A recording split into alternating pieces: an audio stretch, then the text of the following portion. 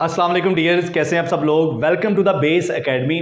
आज की इस वीडियो में हम एक बहुत ही इंपॉर्टेंट टॉपिक डिस्कस करने वाले हैं कि 2023 में आप लेक्चरर फिजिक्स किस तरह से बन सकते हैं। तो चाहे आपका ताल्लुक पंजाब से है या केपीके से है या बलूचिस्तान से है, एजेके से है या फेडरल से है, सिंध से है, ये वीडियो सब लोगों के लिए है जिनका ख्वाब है लेक्चरर फिजिक्स बनना। तो मैं आपके साथ इस वीडियो में लेटेस्ट इन्फॉर्मेशन शेयर करूंगा कि किस तरह से आप, कौन सी बुक्स आपको पढ़नी चाहिए, तैयारी आपको किस तरह से करनी चाहिए, किन किन चीज़ों को फॉलो करना चाहिए, स्ट्रेटजी आप कैसे बनाएंगे, उस स्ट्रेटजी पे आपने अमल कैसे करना है। ठीक है जी। ना सिर्फ ये बल्कि मैं आपको ये भी बताऊंगा कि आप किताबों को पढ़ेंगे कैसे जिससे आप मैक्सिमम बेनिफिट हासिल कर सकते हैं। तो हार्ड वर्क के साथ मैं आपको सिखाऊंगा स्मार्ट वर्क। तो वीडियो को हम बाकायदा स्टार्ट करते हैं ताकि आपका टाइम ज़ाया ना हो। मैं कोशिश करूंगा कि थोड़े टाइम में आपको मैक्सिमम इंफॉर्मेशन दूं। तो आपने वीडियो का कोई भी पार्ट स्किप नहीं करना। हो सकता है कि जो पार्ट आप स्किप कर जाएं उसमें बहुत ही इंपॉर्टेंट इंफॉर्मेशन हो। तो वीडियो को स्टार्ट करने से पहले मैं आपको इसकी आउटलाइन बताता हूं। सबसे पहले हमारे पास इंट्रोडक्शन है, फिर दूसरे नंबर पर हम डिस्कस करेंगे एलिजिबिलिटी क्राइटेरिया, और तीसरे नंबर पर हम डिस्कस करेंगे टेस्ट की टाइप्स कौन कौन सी हैं, किस किस प्रोविंस में किस तरह का टेस्ट लिया जाता है, टेस्ट से मुतालिक जो इन्फॉर्मेशन है वो हम डिस्कस करेंगे।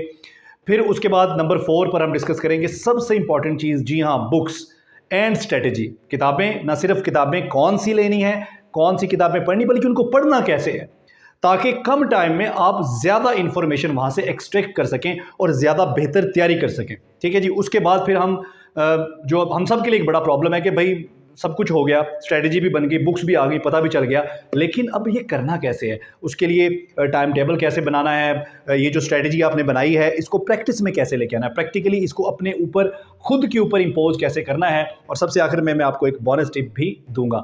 तो स्टार्ट करते हैं जी इंट्रोडक्शन से। जी किसका इंट्रोडक्शन? मेरा इंट्रोडक्शन। तो मैंने 2015-16 वाला जो बैच था पंजाब पब्लिक सर्विस कमीशन में सब्जेक्ट स्पेशलिस्ट का, उसमें मैंने टॉप किया मेरिट में पंजाब में, और एज अ एसएस मेरी सिलेक्शन हुई। उसके बाद फिर 2017-18 वाला जो सेशन था उसमें मेरी अगेन सिलेक्शन हुई एज अ लेक्चरर। तो इस वक्त मैं लेक्चरर फिज़िक्स के तौर पर काम कर रहा हूँ। ठीक है जी। मैंने 2010 से फिज़िक्स पढ़ाना शुरू किया है कॉलेज लेवल पे। तो 2010 से अब 2023 चल रहा है, तो almost 13 years, more than 13 years मेरा एक्सपीरियंस है यूनिवर्सिटी लेवल पे और कॉलेज लेवल पे फिज़िक्स पढ़ाने का। इसके साथ साथ मैं तकरीबन 7 ऑनलाइन जो सेशंस है वो पढ़ा चुका हूँ। यूट्यूब के ऊपर लेक्चरर फिज़िक्स के जो टोटल इन्फॉर्मेशन है उसके बारे में सबसे पहली वीडियो 2020 में मैंने पोस्ट की थी, और उस वीडियो के अभी भी यूट्यूब के ऊपर सबसे ज़्यादा देखी जाने वाली वीडियो है लेक्चरर फिज़िक्स के मुतालिक। अभी भी इस वीडियो के कोई 300K के करीब जो है वो व्यूज़ होने वाले हैं। सो अभी मैं इस वीडियो में आपके साथ जो शेयर करूंगा वो लेटेस्ट इन्फॉर्मेशन होगी। जैसा कि मैं आपको बता रहा था कि कम से कम 7 सेशंस मैंने ऑनलाइन लेक्चरर फिज़िक्स के पढ़ाए हैं, और हमारी एकेडमी से मोर देन 150 एस्पायरेंट्स जो है वो लेक्चरर फिज़िक्स का टेस्ट क्लियर कर चुके हैं। इसके अलावा मोर देन 20 एस्पायरेंट्स जो हैं वो लेक्चरर फिज़िक्स सेलेक्ट होकर इस वक्त काम भी अल्हम्दुलिल्लाह कर रहे हैं। ठीक है। तो इतने एक्सपीरियंस की वजह से, मतलब मैं एक्चुअली इंट्रोडक्शन इसलिए करवाया ताकि आपको ये पता होना चाहिए कि जो बंदा आपके साथ ये सारी इन्फॉर्मेशन शेयर कर रहा है उसका अपना क्या एक्सपीरियंस है इस फील्ड में। सो इसलिए इंट्रोडक्शन ज़रूरी था। बहुत सारे लोग जो इस चैनल पे हैं वो मुझे जानते हैं, लेकिन बहुत सारे नए लोग भी ये वीडियो देखेंगे, लिहाजा अपना इंट्रोडक्शन करवाना ज़रूरी था। अब चलते हैं दूसरे नंबर पर, और वो है एलिजिबिलिटी क्राइटेरिया क्या है। ठीक है जी। तो क्राइटेरिया जो जॉब का क्राइटेरिया वो क्या है और एलिजिबिलिटी क्राइटेरिया क्या है। तो ये जो लेक्चरर की जॉब है, ये आपको पता है ये 17 स्केल की जॉब है। सबसे पहला सवाल तो हमारे जहन में ये आता है कि यार ये जॉब ही क्यों। ठीक है।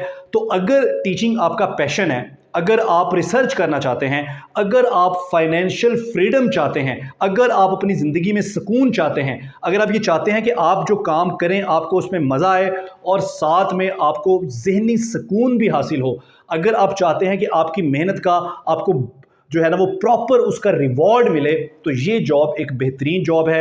आपको माशरे में, सोसाइटी में रिस्पेक्ट मिलती है, आपको इतनी सैलरी मिलती है कि आप ये जो 9 to 5 ट्यूशन पढ़ाने वाला सिलसिला है आप इससे आज़ाद हो जाते हैं। ठीक है जी। और उसके साथ साथ अगर आप अपने आप को अपग्रेड रखना चाहते हैं अपने सब्जेक्ट के साथ, आपको रिसर्च का शौक़ है, तो वो शौक़ भी आप अपने साथ साथ पूरा कर सकते हैं। सो ये बेस्ट जॉब है अगर किसी ने लेक्चरर को अपना कैरियर चूज़ करना है। तो आगे बढ़ते हैं जी। सबसे पहले जैसे कि मैंने कहा इंट्रोडक्शन के बाद कि एलिजिबिलिटी क्राइटेरिया क्या है, जॉब किस तरह से आती है। ये जो जॉब है, चाहे पंजाब में हो या सिंध में हो या केपीके में, जहाँ भी हो, वहाँ का जो पब्लिक सर्विस कमीशन होता है उसके थ्रू ये जॉब अनाउंस की जाती है। और जो भी लीडिंग न्यूज़पेपर होते हैं उस कंट्री के, उस प्रोविंस में या वहाँ पर, उसके ज़रिए इसका ऐड दिया जाता है। अब ऐड के अंदर एक क्लोजिंग डेट मेंशन होती है, ठीक है। उस क्लोजिंग डेट तक आपने ऑनलाइन ही अप्लाई करना होता है, उससे पहले पहले। अब एलिजिबिलिटी की तरफ अगर चलें तो बहुत सारे बच्चे मुझे इनबॉक्स करके पूछते हैं कि सर मेरा इस वक्त 7th सेमेस्टर चल रहा है, मेरा 8th सेमेस्टर चल रहा है, तो क्या मैं एलिजिबल हूँ, मुझे अप्लाई करना चाहिए, मुझे तैयारी करनी चाहिए? देखिए, तैयारी करना एक अलग बात है, अप्लाई करना एक अलग बात है। याद रखें कि जो क्लोजिंग डेट होती है, क्लोजिंग डेट से पहले आपकी जो भी रिक्वायरमेंट है उस जॉब के लिए वो कंप्लीट होनी चाहिए। मसलन यहाँ पर क्या है, हमारे यहाँ चाहे कोई भी प्रोविंस है पाकिस्तान का, हमारे यहाँ जो लेक्चरर की क्वालिफिकेशन है या रिक्वायरमेंट है, यानी कि जिस क्वालिफिकेशन के साथ आप लेक्चरर बन सकते हैं, वो है 16 ईयर एजुकेशन। यानी कि आपने या तो BS किया हो अगर आप सेमेस्टर सिस्टम में पढ़ के आए हैं, और अगर आप एनुअल सिस्टम में पढ़ के आए हैं तो MSc की हो। अब जब जॉब आती है ना, वहाँ लिखा मास्टर ही होता है, तो बहुत सारे बच्चे वहाँ से कंफ्यूज हो जाते हैं कि सर कहीं मास्टर का मतलब इंटरनेशनली मास्टर का मतलब MPhil ही होता है, लेकिन हमारे यहाँ मास्टर से मुराद लिया जाता है 16 ईयर एजुकेशन। तो BS वाले भी इसमें एलिजिबल है, और एनुअल सिस्टम में जिन्होंने MSc किया हुआ है वो भी इसके लिए एलिजिबल है, ठीक है। याद रखना आपने कि क्लोजिंग डेट से पहले पहले आपकी जो रिक्वायर्ड क्वालिफिकेशन है, यानी कि आपकी जो लास्ट डिग्री है उसका रिजल्ट अनाउंस हो चुका हो। यानी कि क्लोजिंग डेट से पहले आपका जो रिजल्ट कार्ड है उसके ऊपर जो रिजल्ट अनाउंस होने की डेट लिखी हुई हो वो क्लोजिंग डेट से पहले की हो। इसके अलावा अगर कोई और रिक्वायर्ड डॉक्यूमेंट्स हैं, जैसे फॉर एग्जाम्पल अगर डोमिसाइल उन्होंने मांगा है तो वो भी आपका क्लोजिंग डेट से पहले हो। कोई सर्टिफिकेट आपने साथ अटैच करना है तो वो भी आपका क्लोजिंग डेट से पहले हो। यानी कि जो लास्ट डेट होती है अप्लाई करने की, आपके सारी जो डॉक्यूमेंटेशन है वो सारी उस डेट से पहले की होनी चाहिए, ठीक है। तो इसका मतलब है कि जो अपने 7th या 8th सेमेस्टर में जा रहे हैं वो इसके लिए एलिजिबल नहीं है, वो अप्लाई नहीं कर सकते, लेकिन वो तैयारी अपनी जारी रखें, ठीक है, क्योंकि उनकी ज़िंदगी में कभी ना कभी तो ये जॉब आनी है, लिहाजा तैयारी वो अपनी जारी रखें, लेकिन अप्लाई वो नहीं कर सकते। एलिजिबिलिटी क्राइटेरिया में जो दूसरी चीज़ आती है वो ये आती है कि कुछ बच्चों ने जैसे MSc उन्होंने की होती है, उसमें कंप्यूटेशनल फिजिक्स में या अप्लाइड फिजिक्स में MSc की होती है, या उन्होंने स्पेस साइंस में की होती है। तो जो भी आपका रिस्पेक्टिव पब्लिक सर्विस कमीशन है वहाँ पर डिग्री इक्विवेलेंस जब आपने अप्लाई करा तो डिग्री इक्विवेलेंस भी बताया होता है। मसलन पंजाब में ये होता है कि अगर आपका MSc कंप्यूटेशनल फिजिक्स है या आपका MSc जो है वो अप्लाइड फिजिक्स है तो आप अप्लाई कर सकते हैं लेक्चरर के लिए, लेकिन अगर आपका MSc स्पेस साइंस है, ठीक है, तो फिर आप अप्लाई नहीं कर सकते, ठीक है। इसके अलावा बहुत सारे बच्चे पूछते हैं कि मैंने इंजीनियरिंग की हुई है, इलेक्ट्रिकल इंजीनियरिंग की हुई है, मैकेनिकल इंजीनियरिंग की हुई है, तो क्या मैं एलिजिबल हूँ लेक्चरर के लिए? तो ये वाली जो डिग्रीज़ हैं प्रोफेशनल, इस तरह की इंजीनियरिंग की डिग्रीज जो हैं वो लेक्चरशिप के लिए एलिजिबल नहीं होते। बाकी जो मज़ीद डिटेल्स हैं, ठीक है, हर प्रोविंस के अंदर इसकी जो इक्विवेलेंस होती है डिग्री की वो डिफरेंट होती है, लिहाजा आप इसको HEC की वेबसाइट से जाके देख सकते हैं कि आपकी डिग्री इसके बराबर आती है कि नहीं, MSc फिजिक्स के बराबर, या वो पब्लिक सर्विस कमीशन जो होता है वहाँ पर भी ये इन्फॉर्मेशन मौजूद होती है कि आपकी जो डिग्री इक्विवेलेंस है ये है आपके पास या नहीं है। अगर आपकी डिग्री प्योर फिजिक्स के अलावा कोई और है तो कौन कौन सी डिग्रीज जो हैं जो इक्विवेलेंट हैं जो लोग अप्लाई कर सकते हैं।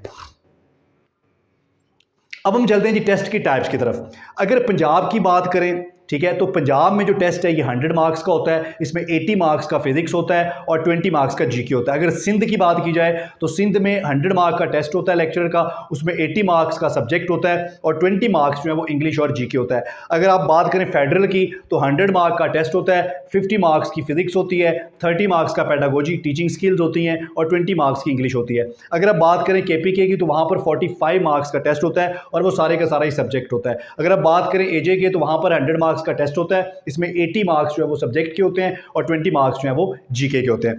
सो इसमें दो चीज़ें तकरीबन सब के अंदर कॉमन है और वो है GK और सब्जेक्ट।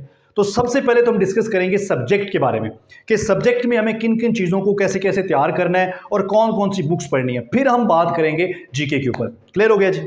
अब टेस्ट के अंदर जिस तरह मैंने नंबर्स की डिवीजन बताई, अब यहाँ पर कुछ लोग ये बताते हैं कि जी पूछते भी हैं कि जी इसमें FSC में से कितना आएगा, बैचलर लेवल का कितना आएगा, मास्टर लेवल का कितना आएगा। तो एक बात मेरी याद रखें, जिन लोगों ने मेहनत नहीं करनी होती वो लोग इस तरह की फैसिलिटीज़ ढूंढते हैं। मैं हमेशा आपको एक बात कहता हूँ कि आप मेहनत करें, हार्ड वर्क करें, स्मार्ट वर्क करें और अपने खुद पे यकीन रखें। ठीक है, हमेशा अपनी मेहनत पे यकीन करें। कभी भी जिंदगी में कोई शॉर्टकट नहीं होता, ना किसी शॉर्टकट की तरफ जाने की कोशिश करें। हाँ, ये जरूर आप कर सकते हैं कि आप हार्ड वर्क के साथ स्मार्ट वर्क करें। स्मार्ट वर्क का फायदा ये होगा कि आपको टाइम थोड़ा देना पड़ेगा और काम आपका ज्यादा हो जाएगा। तो बेहतर ये है कि आप हार्ड वर्क के साथ स्मार्ट वर्क करें, बजाय आप शॉर्टकट ढूंढें। शॉर्टकट जो होते हैं अल्टीमेटली वो आपको जो है वो नुकसान की तरफ लेके जाते हैं, वो आपको डैमेज की तरफ लेके जाते हैं। क्योंकि आपने सिर्फ टेस्ट पास नहीं करना, जॉब के लिए इंटरव्यू भी पास करना है। और इंटरव्यू जो है वो उसमें मेरिट इस कदर होता है कि आपको पूरी तरह से आपका सब्जेक्ट भी वहां पर, आपका कॉन्फिडेंस भी, आपका सब्जेक्ट भी जांच लिया जाता है। इसलिए सब्जेक्ट का नॉलेज होना जरूरी है और वो तभी आएगा अगर आप लोग पढ़ेंगे। पढ़ने के अलावा, मेहनत करने के अलावा जिंदगी में यकीन करें कोई शॉर्टकट नहीं है, ना ही शॉर्टकट ढूंढने की आपने कोशिश करनी है। मेहनत करनी है और इंशाल्लाह खुद पे यकीन करना है। तो ये कोई पेट क्राइटेरिया नहीं है कि एफएससी में से कितना आना है, बीएससी में से कितना आना है। ये हर टेस्ट में वेरी करता है, ठीक है। लेकिन मोस्ट ऑफ द मोस्ट जो टेस्ट होता है वो इंटर और बैचलर के सिलेबस में से होता है। तो ये नहीं कि अगर आपने इंटर और बीएससी का जो सिलेबस है, अगर आपने बीएस किया तो आपके जो पहले 4-5 सेमेस्टर हैं वो सिलेबस और इंटर का सिलेबस अगर आपने अच्छी तरह से कर लिया है तो इंशाल्लाह इस तरह की चीज़ों को ढूंढने की आपको ज़रूरत ही नहीं पड़ेगी कि कहाँ से कितना पेपर आना है। तो उसके बाद मैं आपको बताऊंगा कि एमएससी में से आपको कौन सी बुक्स कैसे पढ़नी है, ठीक है। तो अभी हम डिस्कस कर रहे हैं जी टेस्ट की टाइप्स। तो टेस्ट की टाइप्स मैंने आपको बताई। अब पासिंग मार्क्स क्या होते हैं? एक होता है पासिंग मार्क्स और एक होता है क्वालिफाई करना। जैसे कि पंजाब में है या सिंध में है या फेडरल में है, ठीक है, आपने 100 मार्क का जो टेस्ट दिया है, टेस्ट को पास करने के लिए आपको 40 मार्क्स चाहिए ताकि आपका चांस वेस्ट ना हो। लेकिन अगर आपने टेस्ट पास कर लिया तो इसका मतलब ये नहीं कि आपको इंटरव्यू के लिए भी बुला लिया जाएगा, उसके लिए फिर मेरिट बनता है। मिसाल के तौर पर अगर 100 सीट्स हैं तो एक सीट पे 5 लोगों को इंटरव्यू के लिए बुलाया जाएगा। तो 100 को 5 से मल्टीप्लाई करें तो 500, ये नहीं कि 500 जो टॉप के नंबरों वाले लोग हैं आपको उनमें भी आना है अगर आप चाहते हैं कि आप क्वालिफाई करें इंटरव्यू के लिए भी। उसके बाद फिर इंटरव्यू होता है, फिर आपके जो एकेडमिक्स मार्क्स हैं वो जमा होते हैं, ये तीनों चीज़ें मिलती हैं, मिलकर मेरिट बनता है और फिर आपकी सिलेक्शन होती है। अब यहाँ पर एक और सवाल जो बच्चे अक्सर पूछते हैं कि जी मेरे मार्क्स जो हैं वो मैं एफएससी बीएससी में कम है तो क्या मैं तो इस डर से अप्लाई नहीं करता कि मेरी सिलेक्शन ही नहीं। याद रखें कि इस एग्ज़ाम में जो एकेडमिक्स मार्क्स है वो मैटर करते हैं, लेकिन अगर आप टेस्ट और इंटरव्यू में बहुत अच्छा परफॉर्म करते हैं तो आपके टेस्ट और इंटरव्यू के मार्क्स जो हैं वो एकेडमिक्स मार्क्स के डिफरेंस को ओवरकम कर लेंगे। यानी कि मेरे जो है वो एकेडमिक मार्क्स एफएससी बीएससी में कम है, लेकिन मेरा टेस्ट और इंटरव्यू अच्छा हुआ दोनों दफ़ा, जिसकी वजह से उस गैप को मैंने ओवरकम कर लिया और सिलेक्शन जो ऑर्बिट है मैं उसके अंदर आ गया। अब हम डिस्कस करेंगे जी कि हमें किताबें कौन सी परचेज करनी है। यहां पर जो सबसे बड़ी गलती लोग करते हैं जिसकी वजह से उनका टेस्ट फेल हो जाता है और अगर टेस्ट पास भी हो जाए तो इंटरव्यू पास नहीं होता। तो दो बातें हैं। नंबर 1, कोई शॉर्टकट नहीं है, ठीक है, आपको मेहनत करनी है, किताबें आपको पढ़नी है। नंबर 2, सबसे बड़ी मिस्टेक हम क्या करते हैं, जब टेस्ट की डेट आ जाती है अप्लाई करने के बाद, हमारे पास टाइम थोड़ा होता है, हम बाज़ार जाते हैं, वहाँ से कोई भी हम जो ऑब्जेक्टिव टाइप बुक होती है जिसमें एमसीक्यूज़ होते हैं हम ला के उससे तैयारी शुरू कर देते हैं।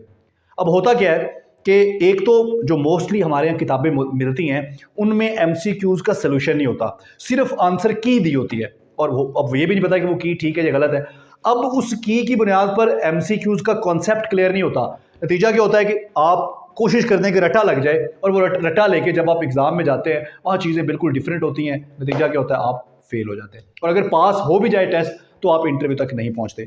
तो ये किताबें ज़रूर परचेज करें, लेकिन इन किताबों को पढ़ना कब है, उसका सही टाइम क्या है वो मैं आपको बताता हूँ, ठीक है जी। तो इंटर की सबसे पहले आपने अपनी किताबें उठानी है, ठीक है। याद रखें, ये मेरी एडवाइस है कि बुक्स आपने हार्ड कॉपी में लेनी है, चाहे 2-3 ले लें लेकिन हार्ड कॉपी में लेनी, पढ़नी भी हार्ड कॉपी से। क्योंकि आपके मोबाइल फ़ोन में, मैं गारंटी से कहता हूँ, आपके मोबाइल फ़ोन में, लैपटॉप में हंड्रेड्स बुक्स पढ़ी हैं, नोट्स पढ़े हैं, बेहतरीन से बेहतरीन नोट्स पढ़े हैं, बेहतरीन से बेहतरीन एमसीक्यूज़ पढ़े हैं, लेकिन कभी भी आप उनको खोलने का तकल्लुफ़ नहीं करते। लिहाजा जब आपने इरादा बना लिया, जब आपने ये सोच लिया कि मेरा ये गोल है ज़िंदगी का लेक्चरर बनना, तो फिर कुछ किताबें परचेज़ करें। याद रखें, जो आप खुद पे इन्वेस्ट करेंगे वो कभी भी ज़ाया नहीं होगा। इंटर की किताबों के बाद अब बैचलर की तरफ आएँ। सबसे पहले आपने कंसेप्चुअल फिजिक्स लेनी है बाय पॉल जी हैविट। उसके साथ आपने एक लेनी है physics for scientist and engineers. Book का नाम, बुक का टाइटल, उसका ऑथर यहां पर आपको नजर आ रहा होगा, ठीक है। उसके बाद आपने फिर लेनी है यूनिवर्सिटी फिजिक्स। अगर आप ये नहीं लेना चाहते तो डायरेक्टली आप चले जाएं HRK पे, ठीक है जी। हैरेडे रेजनी क्रेन की जो फिजिक्स है वो ले लें, या इसका जो एक एडवांस वर्जन आया हुआ है फंडामेंटल्स ऑफ फिजिक्स, रेजनी क्रेन और वॉकर, ये वाली जो बुक है इसका वॉल्यूम 1 और वॉल्यूम 2, या अगर कंबाइन भी मिल जाती है तो आप कंबाइन इसको ले लें, ठीक है। अब ये अहम सवाल है कि आपने किताबें खरीद ली, इतनी सारी किताबें। देखें, अक्सर लोग ये भी पूछते हैं कि सर कोई एक बुक बता दें कि जो पढ़ के हम फिजिक्स के माहिर हो जाए। देखें, कोई एक ऐसी बुक नहीं है, कोई शॉर्टकट नहीं है, कोई एक ऐसी किताब नहीं है जो पढ़कर आप फिजिक्स के माहिर हो जाएंगे और आप कहेंगे कि जी मैं लेक्चरर बन जाऊंगा। अभी मैंने सिर्फ इंटर और बैचलर लेवल की बुक्स बताई हैं, अभी मैंने आपको मास्टर लेवल की बुक्स भी बतानी है, लेकिन उसमें थोड़ी सी मैं आपके लिए आसानी पैदा करूंगा, आपके लिए फैसिलिटी क्रिएट करूंगा। तो पहले डिस्कस करते हैं कि जी इन किताबों को हमने खरीद भी लिया, हमारे पास भी आ गई हार्ड कॉपी में।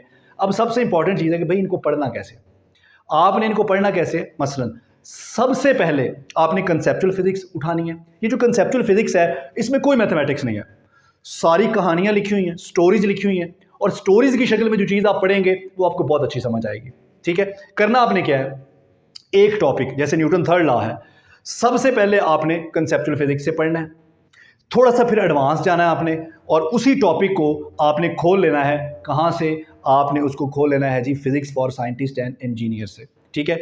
अब इसमें थोड़ी सी आपको मैथमेटिक्स मिलेगी, थोड़ी बेहतर मैथमेटिक्स आपको मिलेगी, लेकिन आसान वाली मैथमेटिक्स, ठीक है। उसके बाद जब आपने यहां से भी ये टॉपिक पढ़ लिया, तीसरे स्टेप में आपने फंडामेंटल ऑफ फिजिक्स खोल लेनी है, थोड़ी सी एडवांस मैथमेटिक्स आपको यहां पर मिल जाएगी। लेकिन पढ़ना कैसे है, मसलन आपने जब कंसेप्चुअल फिजिक्स पढ़नी है ना, वो बहुत ही सिंपल लैंग्वेज में, बच्चों वाली ज़बान में लिखी हुई है, ठीक है। वहाँ से जो भी आप पढ़ेंगे, जो भी चीज़ आपको समझ आई होगी, वो वाला नॉलेज लेकर आपने जाना है फिजिक्स फॉर साइंटिस्ट और इंजीनियर पर, और उसका जो सबसे पहला पैराग्राफ है उस पर गौर करना है। जहाँ पर रिजल्ट आया होता है, जहाँ पर इक्वेशन लिखी होती है, उसके नीचे जो 2-4 लाइनें होती हैं उन पे गौर करना है, उन पे वो नॉलेज अप्लाई करना है जो आपने कंसेप्चुअल फिजिक्स से सीखा है। और सबसे आखिर में आपने जो आखिरी पैराग्राफ है जहां पर कंक्लूजन दिया हुआ है, वहां पर आपने उसी नॉलेज को अप्लाई करना है जो आपने कंसेप्चुअल फिजिक्स से सीखा है। बच्चों, आपने क्या करना है, आपने एक डायरी लेनी है, उस डायरी पे आपने टॉपिक का नाम लिखना है, और उस पे आपने 3 सेक्शन बना लेने हैं। जो पहला सेक्शन है उसमें आपने वो चीज़ें लिखनी है जो आपको लगता है कि कंसेप्चुअल फिजिक्स से पढ़ के मैंने वो नया सीखा है, ठीक है। अब नंबर 2, दूसरे नंबर पर आपने क्या करना है, दूसरे सेक्शन में आपने जो कुछ वहां से कंसेप्चुअल फिजिक्स से आपको समझ आया है उसको आपने अपने अल्फाज में ऐसे लिखना है जैसे आप किसी को पढ़ा रहे हैं, ठीक है। और तीसरे नंबर पर उस टॉपिक से रिलेटेड जो इंपॉर्टेंट चीज़ें हैं वो आपने नोट कर लेनी है। ये जो सेक्शन 3 है ये आपके MCQs के काम आएगा। सेक्शन 2 जो है वो टॉपिक की जो अंडरस्टैंडिंग है उसको आगे चलकर अप्लाई करने में काम आएगा, और सेक्शन 1 जो है ये आपको एक बेहतर इंट्रोडक्शन प्रोवाइड करेगा उस टॉपिक का, ठीक है। उसके बाद आपने चौथे स्टेप पे क्या करना है, मसलन मैं आपको एक एग्जांपल देता हूं। आप जब न्यूटन थर्ड लॉ पढ़ेंगे पॉल जी हैविट की बुक से या कंसेप्चुअल फिजिक्स से, वहाँ से बेसिक चीज़ें तो आपने पहले ही पढ़ी होंगी, एक्शन और रिएक्शन आर इक्वल, लेकिन आपको एक वहाँ से नई चीज़ मिलेगी, एक इंपॉर्टेंट चीज़ मिलेगी कि एक्शन और रिएक्शन जो है ये चूँकि डिफरेंट ऑब्जेक्ट्स पे लगते हैं, लिहाजा एक्शन रिएक्शन फोर्स को सम करके ज़ीरो नहीं किया जा सकता। एक्शन रिएक्शन फोर्स की जो नेचर है वो सेम होनी चाहिए, ठीक है जी। यानी कि अगर एक फोर्स ग्रेविटेशनल है तो दूसरी भी ग्रेविटेशनल होगी, एक इलेक्ट्रिक है तो दूसरी भी इलेक्ट्रिक होगी। क्लियर है, ऐसे नहीं होगा कि एक एक्शन जो है वो ग्रेविटेशनल होगा और रिएक्शन उसका इलेक्ट्रिक होगा। अब इस तरह की चीज़ें आपने इंपॉर्टेंट चीज़ें सेक्शन नंबर 3 में जाके लिखनी है, ठीक है। उसके बाद आपने चले जाना है अपने कंप्यूटर के ऊपर या मोबाइल के ऊपर, वहाँ पर आपने चैट जीपीटी वेबसाइट खोल लेनी है, ठीक है। चैट जीपीटी वेबसाइट खोल कर आपने वहाँ पर ये लिखना है कि मुझे इस टॉपिक के MCQs बना के दो, ठीक है। उसमें आप ये मेंशन कर दो कि 5 बहुत बेसिक लेवल के बनाओ, 5 जो है थोड़े से एडवांस इनके जिसमें कॉन्सेप्ट हो वो बनाओ, 5 ऐसे MCQs बनाओ जिसमें टॉपिक की एप्लीकेशन हो, और 5 ऐसे बनाओ जो न्यूमेरिकल बेस्ड हो। अगर आप वो 20 MCQs आपको बना के दे देगा, आपने उन 20 MCQs को सॉल्व करना है खुद, और फिर आपने उसे कहना है कि मुझे इसकी की भी दो, चैट जीपीटी में जाके। अब चैट जीपीटी आपको क्या करेगा, उसकी की भी दे देगा, फिर आपने उस की को कंपेयर करना है अपने रिजल्ट के साथ। अगर आप रोज, और ऐसा करना कोई ज्यादा मुश्किल नहीं है, इस पे 10 घंटे नहीं लगने, इस पे 20 घंटे नहीं लगने। मैं आपको कहता हूं कि आप सिर्फ ये एम बना लो कि सिर्फ एक टॉपिक करना है रोज और 2 घंटे देने आपने डेली, तो यकीन करें कि आप फिजिक्स के एक्सपर्ट से भी प्रो लेवल पे चले जाएंगे, बल्कि अल्ट्रा प्रो मैक्स लेवल पे चले जाएंगे। लेकिन याद रखें, जिंदगी में कभी भी ऐसा नहीं होता कि आप कहेंगे जी मैं 1 महीने में, मैं जनाब 15 दिन में कोई ऐसी किताब होगी अपने अंदर अंडेलूंगा और मैं फिजिक्स का सुपरमैन बन जाऊंगा। No no no no no. याद रखें, आपको हमेशा स्लो एंड स्टडी चलना है, आपको कछुए की रफ्तार पकड़नी है। ठीक है जी, आप थोड़ा काम कर ले, कंसिस्टेंसी जरूरी है, परफॉर्मेंस खुद ही आ जाएगी। ठीक है, लाइक होना, काबिल होना, बहुत ज़हीन होना कुछ भी नहीं चाहिए, सिर्फ कंसिस्टेंसी चाहिए। रोज सिर्फ 2 घंटे दे दो, मैं आपको शर्त लगा के कहता हूं, गारंटी देता हूं आपको, अगर सिर्फ 2 घंटे डेली दे दो, आप सिर्फ 1 महीने में अगर अपने अंदर तब्दीली महसूस ना करो तो कह रहा कि मैं झूठ बोल रहा था। ठीक है, सो ये तो हो गया कि बुक्स आपको कौन सी पढ़नी है और स्ट्रेटजी क्या बनानी है कि इन बुक्स से तैयारी हो जाए। अब यहां पर एक क्वेश्चन आता है कि जी इतनी सारी बुक्स, इतना इस पे तो इतना टाइम लग जाएगा, ठीक है, ये तो बड़ा मुश्किल बात है, हम इसको कैसे कर पाएंगे? तो इसके लिए फिर आप हमारा सेशन ज्वाइन कर लें। ठीक है जी, हमने इन सारी चीज़ों को एक्सट्रैक्ट करके, जैसे जैसे मैंने आपको बताया है, ऐसे ऐसे करके हमने इसके नोट्स भी बनाए हुए हैं, हमने इसके ऊपर वीडियो लेक्चर भी बनाए हैं, हम इसके ऊपर लाइव सेशन भी लेते हैं, और हम MCQs भी तीन टाइप्स के सॉल्व करते हैं, जिसमें बेसिक कॉन्सेप्ट भी होते हैं, जिसमें एप्लीकेशन भी होती है, जिसमें अंडरस्टैंडिंग भी होती है। ठीक है जी, जिसमें न्यूमेरिकल बेस्ड चीज़ें भी होती हैं। और अगर आप खुद से करना चाहते हैं तो फिर मैंने आपको क्राइटेरिया बता दिया है कि ऐसे ऐसे करके आप खुद भी कर सकते हैं। सेशन ज्वाइन करने का फ़ायदा ये होता है कि चीज़ें आपको, मटेरियल आपको जो है ना वो बनी बनाई फॉर्मेट में मिल जाता है और एक रेगुलर तरीके से आप तैयारी कर सकते हैं। क्लियर हो गया? तो आगे बढ़ते हैं जी। ये बुक्स और स्ट्रेटजी जो है ये हमारा एक साथ ही डिस्कस हो गया। अब हम चलते हैं जी, हमारी जो नेक्स्ट डिस्कशन है वो है कि अब इस स्ट्रेटजी को अप्लाई कैसे करना है। मतलब स्ट्रेटजी बन गई, पता चल गया बुक्स कैसे पढ़नी है, सारा कुछ हो गया, अब बताएं कि इसकी प्रैक्टिस कैसे करनी है। देखें, आप अपना टाइम टेबल देखें। हम इतने बेवकूफ़ लोग हैं कि हम हमेशा बड़े फायदे को कुर्बान कर देते हैं छोटे फायदे के लिए। यानी कि आपके लिए 1 घंटे की वो कुछ पैसों की ट्यूशन ज़रूरी है, लेकिन अपना फ्यूचर ज़रूरी नहीं है। आपके लिए 4 एकेडमीज पढ़ाना ज़रूरी है, लेकिन अपना फ्यूचर ज़रूरी नहीं है। क्या सारी ज़िंदगी 9 to 5 वाली जॉब आप करते रहेंगे, या कभी ज़िंदगी में खुद को सुकून भी देना चाहेंगे? यकीनन देना चाहेंगे। तो उसके लिए ज़रूरी है कि आपने जो अपनी सुबह 9 से रात 9 वाली रूटीन है, उसमें कोई एक आधी जो ट्यूशन है उसको स्किप कर दें, कोई एक आधी एकेडमी को स्किप कर दें, और वो टाइम, यकीन करें मैं ज़्यादा टाइम नहीं मांग रहा आपसे, आप सिर्फ 3 से 6 महीने खुद पे इन्वेस्ट कर दें, और ये जो अपने आप पे की गई इन्वेस्ट है ये सारी ज़िंदगी आपके काम आएगी। ठीक है, आप सबसे पहले एक टारगेट सेट करें, एक गोल सेट करें, और फिर कोई बहुत बड़ा गोल सेट ना करें। आप कहें कि जी मैंने आज सिर्फ ये टॉपिक करना है, और उस टॉपिक को उसी दिन करके सोएं। आप वीक में 1 दिन ऑफ भी लें, इंजॉय भी करें, रेस्ट भी करें, सैर भी करें, वॉक भी करें। ठीक है, लेकिन कम से कम वीक में 6 डेज जो है वो आप कॉन्टिन्यूसली 5 या 6 डेज अपने आप को ज़रूर दें। और वो मैंने तरीका बता दिया है कि वो तभी हो सकता है जब आप 2 घंटे निकालें, किसी एक आधी एकेडमी को, किसी एक आधी ट्यूशन को स्किप कर दें। ठीक है जी, तो ये चीज़ें जो हैं वो मैंने आपके साथ डिस्कस की कि किस तरह से। देखें, अगर आप हमारे साथ हमारा सेशन ज्वाइन करेंगे तो वहाँ पर भी ऐसा कुछ भी नहीं है कि जो आप कहेंगे कि जी आप दिमाग में इधर से डालेंगे, इधर से जनाब अब वो आप डालेंगे और इधर जनाब आप लेक्चरर बन जाएंगे। देखिए, मेहनत तो आपको करनी पड़ेगी, चाहे आप खुद करें या आप कोई एकेडमी ज्वाइन करें। ठीक है जी, एकेडमीज़ भी में यही होता है, आपको फ़ायदा ये होगा कि आप को जो समझ नहीं आ रहा होगा, आप इधर उधर भटक रहे होंगे, आपको प्रिसाइज कर दिया जाएगा, यानी कि आपको ट्रैक के ऊपर चढ़ा दिया जाएगा। ठीक है, कि ये ट्रैक है, इस तरह से आपने मेहनत करनी है।